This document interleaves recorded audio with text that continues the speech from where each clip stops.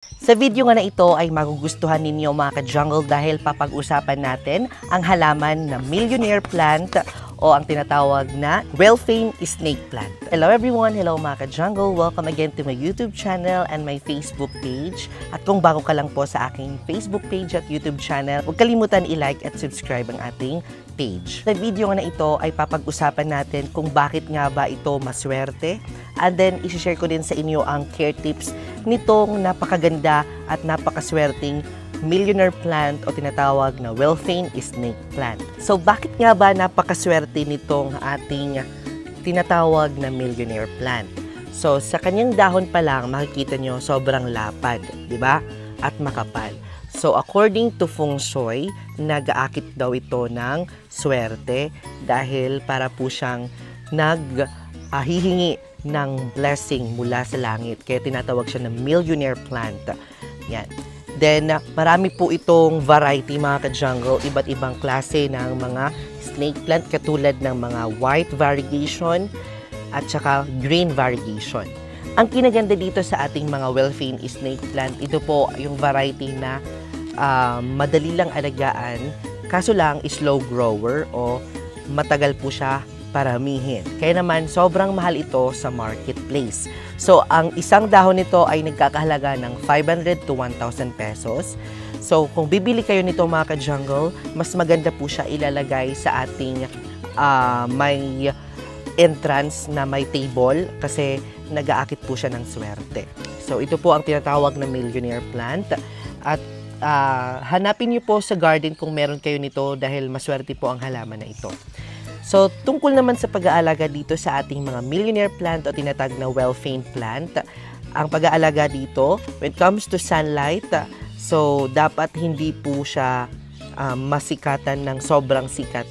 Dapat between 6 a.m. in the morning hanggang 10 a.m. Pwede na po siya ilabas at saka ipasok nyo po para hindi po siya mainitan masyado.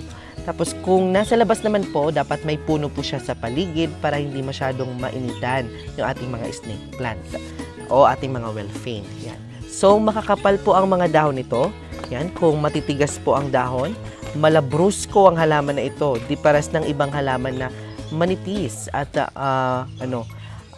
mabilis maputol. Pero itong halaman ito ay matibay. Kaya naman, hindi lamang po siya pampaswerte, ay protection din po siya sa ating tahanan. When it comes to watering, pagdidilig dito, hindi pwede tayong magdilig dito araw-araw. Twice a week lang ang pagdidilig dito sa ating mga halaman na snake plant. Kahit nga hindi tayo magdilig ng dito kasi nga nagtitipon sila ng tubig sa kanilang mga dahon kaya sobrang kapal nito. Comes to fertilizer mga ka-jungle, hindi na ako naglalagay ng fertilizer dito dahil nga yung old leaf or yung dahon na nalalanta napupunta lang dito sa kanilang gilid ng ugat which is nagsisilbi siyang fertilizer. So, paano nga ba ito paramihin? So, para natin maparami ito, para maibenta natin na marami, ay i-share ko sa inyo paano ito paramihin, okay? So, let's prepare the loam soil and the organic. Papakita ko naman sa inyo kung paano paramihin ang ating millionaire plant. Ayan, ang kakapal ng dahon. Ang ganda, diba? Sobrang ganda, ang tigas. So, since pampaswerte siya, paparamihin natin siya. So, ang daming nag-PM sa akin, magkano daw yung ko nito. Ayan, tingnan nyo naman, root bound na siya. Ayan. So, ganito po magtanim. Kukunin lang po yung kunin natin yung mga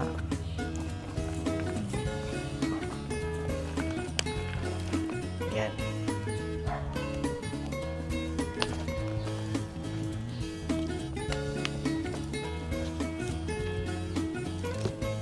So, ganito po magtanim ng ating millionaire plant. So, lalagay po natin dito. Kahit isang dahon, pwede na. Yan. So, ang pagtanim ay same lamang po. Isa-isahin nyo lamang po na dapat may ugat o pwede po kahit walang ugat. So yan mga ka-jungle, na parami na natin ang ating mga millionaire plant. At marami na tayong pera kasi marami na tayong millionaire plant. O, ilang millionaire na? 1, 2, 3, 4, 5, 6. 6 millions. Wow, 6 million. So yun mga ka-jungle, I hope may natutunan kayo in today's episode.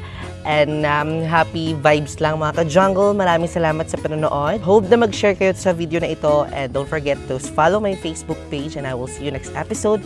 Kasi more plant, less stress.